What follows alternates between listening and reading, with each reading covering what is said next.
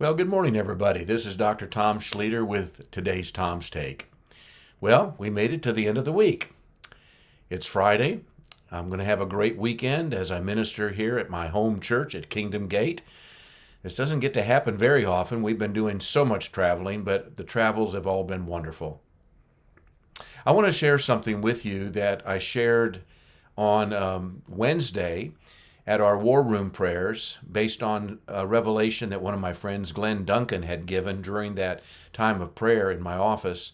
And then I shared it again yesterday morning when we had our monthly tribunal here for our Trinity region of the Texas Apostolic Prayer Network. It's based on the last few verses of Mark chapter 4. We're very familiar with the story. It is the story when Jesus and the disciples are making their way across the lake and a mighty storm arises. Now, I used to teach on this passage many times before, and I'm going to talk about the reactions again of the disciples and everything, of what the Lord says to them and what their response is. But I've always fashioned this part of it as an important aspect of this. Remember a very key thing that Jesus said before they went on the lake. We're going to go to the other side. By him just simply saying we're going to go to the other side, we should be aware that if anything happens that looks extraordinarily dangerous, out of order, terrible, storms included, we should somehow know, wait a minute, Jesus said we're going to get to the other side. But I have to put into there kind of a disclaimer because the disciples, this was early on, and they may not have quite fully understood yet who they were dealing with. And that's going to come out in the story. So let me read the story with you. I'm going to go probably to a couple different translations, but I'm going to start in the Passion Translation. And this is starting with verse 39. The storm has arisen, and Jesus is asleep, okay? He is on a cushion at the stern of the boat, and a storm has arisen. And so it picks up now at verse 39. So they shook him awake, saying, Teacher, don't you even care that we are about to die? I'm not going to say they were over dramatic, but they were, I guess. I'm realizing that probably a third of them, if not a half of them, had been on that lake many times during their lives and had probably seen some really fierce storms. But this night in particular, they felt they were about to die. Many believe it was probably a storm stirred up by the enemy itself in order to destroy the seed. No, that's not going to happen because Jesus is going to get to the other side. Okay, I'm too much other stuff coming into the story. So fully awake now, he rebuked the storm and shouted to the sea, Hush, be still. All at once the wind stopped howling and the water became perfectly calm. Then he turned to his disciples and said to them, Why are you so afraid? Haven't you learned to trust yet? But they were overwhelmed with fear and awe and said to one another, Who is this man who has such authority that even the wind and the waves obey him? Let me read it now from the Message translation. Starting with the same verse, verse 39. Awake now, he told the wind to pipe down and said to the sea, Quiet, settle down. The wind ran out of breath. The sea became smooth as glass. Jesus reprimanded the disciples. Why are you such cowards? Don't you have any faith at all? They were in absolute awe, staggered. Who is this anyway? Wind and sea at his beck and call. Wow. Let me comment a little bit on this. I've already shared a little bit of my opinions that, yes, they were obviously afraid. They felt as though they might die. So the storm must have been maybe even more fierce than even the seasoned fishermen on the boat had ever experienced. They were terrified. And that's what Jesus classifies them at. But I want us to be careful with the words that we're using here, because the translation says that they were afraid. But if you go to the Greek word for the word fear or afraid is an adjective in this passage, and it's delos. Delos. It comes from a root word, which is dios, which is dread. But in biblical usage, it can be translated as either fearful or timid. Now, I read the two translations to you because in the Passion Translation, it makes it very clear that they were fearful, deadly afraid. But in the Message, it said, why are you so cowardous? Why are you filled with such cowardice? Why are you cowards? It's almost like there was no fear involved. You're cowards here. You're fishermen. You should be able to deal with this. Now, I'm putting more words into Jesus than was put into the text. But I just want you to hear that there is a difference here of understanding this as fear and timidity. They were timid. Now, interestingly, the last part of that passage uses the word fear again. It says in the Passion Translation, but they were overwhelmed with fear and awe and said to one another, who is this man who has such authority? In the Message, who is this anyway?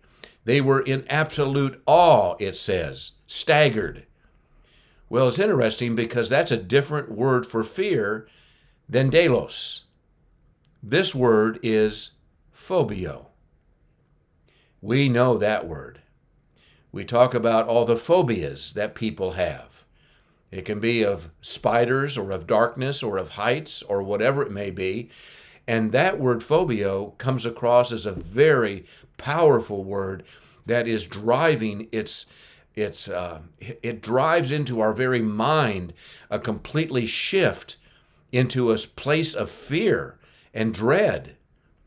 But I'm thinking, isn't it interesting that delos is the word that Jesus uses, and it talks about their cowardice or their timidity and labels it as fear. But when they see him fully in action, they're now filled with phobia. They are filled with such dread. They're not just sitting there saying, oh, who is this? No, they are overwhelmed with fear. Phobia is what leads a person into a panic attack. Phobia is what causes a person to freeze when they need to move ahead. Phobia comes upon a person when, if you're afraid of heights and all of a sudden are looking down through an angled window of the arch in St. Louis and realize, okay, I'm not just awestruck here, I am afraid. I am backing up. I cannot do this. That's what they were experiencing after he calmed the storm. And I believe there's something that we need to hear in the midst of that. We need to hear two messages here, actually. Number one, when storms arise, when things seem to be out of control, when things seem to be overwhelming in our lives, whether it's our personal life or the life of our state or our nation, we need to remember one simple truth. The Lord said, and we could quote thousands of passages here. No, not thousands, but hundreds. Do not fear. Lo, I am with you always. We're going to the other side. That which I began in you will come to completion. I have predetermined you. I have prothesised you. I have written your story. And it doesn't end with this storm. We're going to the other side. We're getting into the place where we will see the full victory of what God desires for us. So this is the last time you need to be fearful or timid. You need to be able to look at the storm face to face and say, you need to quiet down. You have no authority over me. Now, honestly, the disciples didn't know that they could do that. But yet Jesus was going to make it very clear to them that you can do that. If you have faith of a mustard seed, you can say to this mountain, be uprooted and move away. Sea, storm, be still. I was sharing with them yesterday at Tribunal. When I was commenting on this and meditating on it, I saw a very vivid memory picture in my spirit of my youngest granddaughter, Zoe. She's 8 now, but at that time, I think she was probably about 4, maybe even three at that time. And she was sitting next to me or across from me in another chair, and I was picking on her. I was just going after her and just talking and yammering at her and everything else. And she just looked at me, and she put up her hand and said, "No, Papa. No. No, Storm. No, you don't have the last say. Whatever nonsense may be going on in our nation, no, you don't have the last say." Have a lot of people kind of wringing their hands again about the infiltration of the Islamic communities. No. This land belongs to the Lord. It's covenanted to Him. No, we say to that system, even as our Governor Abbott did. He said, no. No, you will not own land. You will not control our people with your false governmental or judgmental judging system of Sharia. No. Sometimes we just have to get rid of the timidity and say no. That's lesson number 1. And then lesson number 2, we need to probably be filled with a little bit of phobia when it comes to understanding who this Jesus really is. We typically put it into an awe fear, just bowing before Him, kneeling down. Well, that sometimes works, but sometimes, like John, when he sees Him in full revelation, he finds himself flat on his face. When the guards came to get Him in the garden and He just announces, "That's who I am, you have seen Him now," and they fall back to the ground. That's what we need to experience as well. We can't just sit around and say, "Oh, I am so excited that Jesus has this." No, we need to understand that Jesus has this. And sometimes He's going to demonstrate His power in ways that will cause us to go into distress because we were overwhelmed by the power of His nature. Can you imagine the demonic structures quaking with fear when that flash of light came forth from the tomb as the resurrected Christ? We need to know that as well. We need to know the power of His strength and of His might and the glory of His magnificence. Let me go to one more passage to just encourage you one more time. I looked up the word timid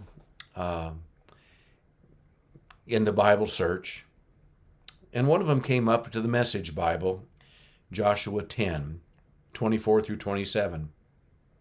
It's during the time when they are winning the wars against all the different nations after Joshua has led the people into the Holy Land. Starting with verse 24 of Joshua 10, it says, when they had them all there in front of Joshua, he's talking about the kings. There were 5 kings that were brought before Joshua. He called up the army and told the field commanders who had been with him, "Come here. Put your feet on the necks of these kings." They stepped up and put their feet on their necks. Joshua then told them, "Don't hold back. Don't be timid. Be strong. Be confident. This is what God will do to all your enemies when you fight them. So in closing out this week, be confident. Be steadfast, immovable in the Lord.